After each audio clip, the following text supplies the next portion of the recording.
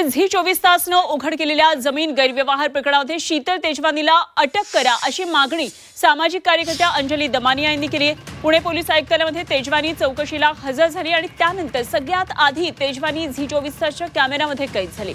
झी24 उघड केलेल्या या जमीन गैरव्यवहार प्रकरणामध्ये सरकारने कुठलीही दिरंगाई न करता कारवाई करण्याची मागणी दमानिया यांनी केली आहे। शीतल तेजवानीला आता पोलीस स्टेशन मध्ये बोलवण्यात आलंय। पहिलं तर त्या बाईंना अटक करा, कारण त्यांच्यावरची शिक्षा जी आहे ती 7 वर्षाच्या वर असल्यामुळे सुप्रीम कोर्टच्या डायरेक्शन्स आहेत की arrest can be done in all these kind of cases. तर यांना तात्काळ अटक करा आणि त्यांचे इंटरोगेशन झाल्यानंतर खरं काय ते बाहेर येणार आहे, याच्यात काही शंका नाही।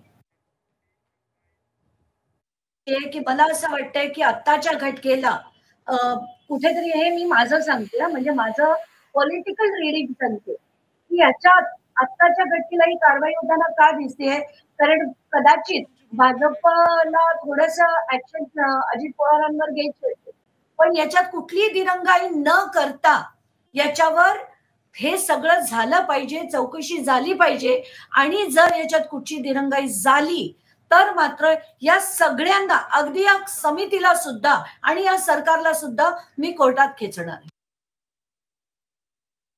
आज खरगे समिती पुढे मी का जाणार आहे, कारण या सगळ्या गोष्टी त्यांच्या पुढे मांडणं गरजेचं आहे आणि ते मांडल्यानंतर जर त्यांनी काही केलं नाही तर मला कोर्टाचा दरवाजा ठोठावता येतो।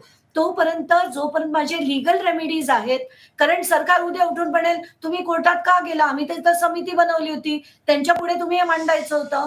तर म्हणून मी त्या समिती पुढे जाणार आहे। ही समिती काही करणार नाही, जसं त्या मोठ्या समितीचं झालं।